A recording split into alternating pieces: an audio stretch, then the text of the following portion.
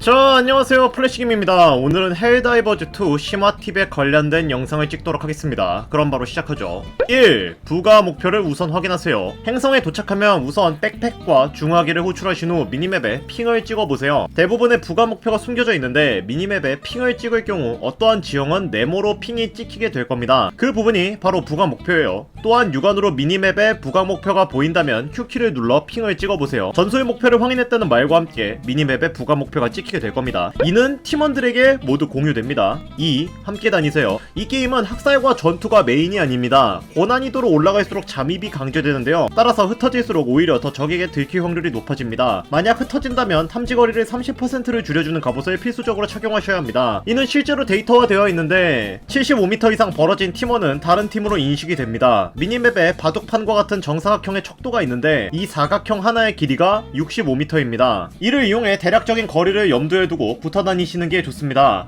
하지만 모두가 정해라면 4인이 따로따로 잠입을 하는 게 훨씬 더 부가 목표 메인 목표를 클리어하기 쉽습니다. 유저들이 전부 따로 다닌다면 순찰대 또한 4배로 더 많이 다니게 되지만 말이죠. 이런 순찰대와 수비대에게 발각되면 적들이 중원을 요청하는데요. 난이도마다 나오는 숫자가 많고 보스급 개체들이 많이 소환됩니다. 중원은 약 3분의 쿨타임을 가지는데 웃기게도 이 중원에도 75m의 법칙이 적용됩니다. 설명하면 복잡하지만 뭉쳐다니지 않으면 실제로 다른 팀으로 인식하기 때문에 적들이 더 많은 중원을 불러요. 이 거지같은 메커니즘 때문에 본인은 영상 찍으면서 2분 동안 보투아가 3번 호출된 적도 있었습니다. 하지만 적들은 플레이어와 일정 거리가 떨어져 있다면 사라져버립니다. 아마 렌더링이나 용량 같은 문제 때문에 사라지는 것 같습니다만 뭐 어쨌든 이기지 못할 것 같다면 그냥 도망치는 것이 전술적인 선택이 될 수 있습니다. 메인 미션이든 부가 미션이든 나중에 다시 깨러 오면 되고 나중에 다시 오면 소환되었던 적들은 사라져 있을 겁니다. 3. 맵상에 순찰대와 수비대는 정해져 있습니다. 순찰대는 맵상 이곳저곳을 배회하고 다닙니다. 순찰대는 플레이어와 일정 거리가 벌어지거나 아니면 맵 끝까지 가면 없어집니다. 실제로 한 명이 어그를 끌고 적들을 몸몰이한다면 나머지 지역에는 적들이 없기 때문에 매우 쾌적한 게임을 플레이할 수 있습니다. 벌레전에서는 애국자 슈트를 타고 물에 잠수하면 애들을 바보로 만들 수 있는데 버그성 플레이고 재미를 해칠 수 있다는 단점이 있죠. 만약 적들과 마주쳤다면 증원을 빠르게 닦아내던가 혼자 떨어져 있다면 차라리 팀과 멀리 떨어져서 희생하는 것이 낫습니다. 4. 전투를 오래 지속하지 마세요. 적들과 전투를 하다 보면 한 곳에서 교전을 오래 할 수 있습니다. 당연히 이 경우 폭발 무기와 스트라타젬을 사용하겠죠. 문제는 이러면 어그로가 끌려서 근처에 있는 순찰대가 이곳으로 합류하게 됩니다. 순찰대는 폭발 무기와 스트라타젬에 어그로가 끌리거든요. 실제로 수류탄과 폭발성이 있는 스코츠 플라즈마 샷건을 쏘면 폭발이 터진 곳으로 어그로가 끌리는 걸 확인할 수 있습니다.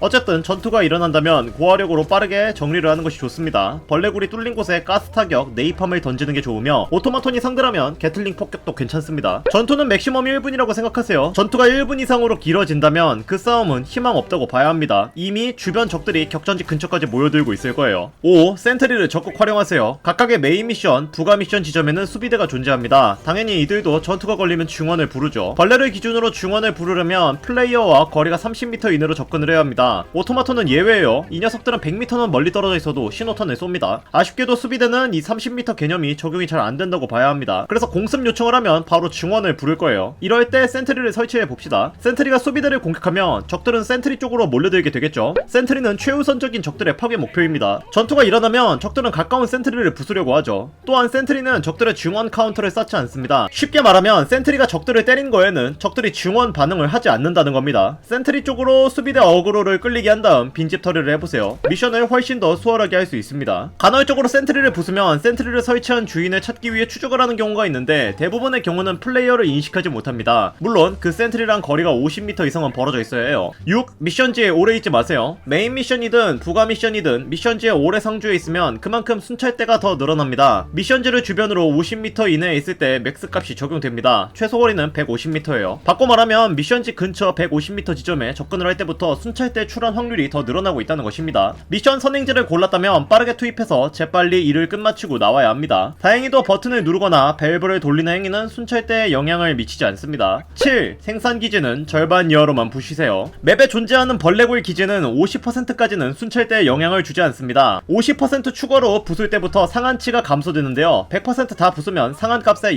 0.85배가 적용됩니다. 쉽게 말하면 100초마다 순찰대가 스폰되는 게 85초마다 스폰된다는 이야기예요. 또한 중대형급의 생산기지가 근처에 있는 것만으로도 정찰대 생성이 2배가 증가합니다. 부수려면 원거리에서 부수는 레이저, 공습 등을 이용해 부셔야 합니다. 아니면 오토캐논을 쏘던가요. 일일이 찾으러 다니면서 부수지 말고 미션지 근처에 있다면 부수는 것이 좋습니다. 왜냐면 미션지 근처에 있다면 전투가 걸렸을 때 굴에서 쏟아져 나오는 적들이 우리를 때리러 옵니다. 레딧에 적혀져 있는 글을 살펴보면 여러가지 글이 적혀져 있는데 요약을 하면 굴을 전부 부수는 게 결과론적으로는 적들이 더 나온다고 하더군요. 그러니까 50% 이하만 부수거나 아니면 부수려면 다 부셔버리는 게 좋습니다. 애매하게 부수면 그만큼 적들이 더 많이 나오게 됩니다. 8. 탈출 가능이라는 목표가 뜨면 빠르게 탈출하세요. 모든 미션을 완료하고 탈출 가능이라는 문구가 뜬다면 빠르게 탈출하시기 바랍니다. 이 시점부터 정찰대의 생성이 대략 4배 정도 증가합니다. 제가 앞에서도 설명을 드렸지만 4명이서 뭉쳐 다니는 것보다 따로따로 다니는 것이 이럴 때 도움이 될 수 있습니다. 따로따로 다녔다면 정찰대의 숫자, 즉 필드에 소환될 수 있는 적들의 상한값이 이미 진작에 넘었을 것이기 때문에 이때의 영향을 덜 받을 수 있으며 탈출 지점에서 방어를 할 때 방어를 하기 수월해집니다.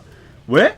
이미 맵 전역에 몹들이 소환되어 있거든요. 이 친구들은 이제 탈출 지점까지 열심히 뛰어야 합니다. 맵상 끝에 있는 애들은 수송선, 즉 펠리칸을 구경도 못하겠죠. 오토마톤의 경우는 이러한 버그가 종종 걸립니다. 그래서 드랍십 탈출할 때 가끔씩은 아예 안 오는 경우도 생기더라고요. 페트롤 경우가 꼬인 건지 뭔지는 몰라도. 위에 제가 말씀드린 것만 파악하고 있어도 여러분은 A급 전투원이 될 수 있을 겁니다. 이번 영상은 여기까지입니다. 영상이 유익하셨다면 구독과 좋아요, 댓글 부탁드립니다. 감사합니다.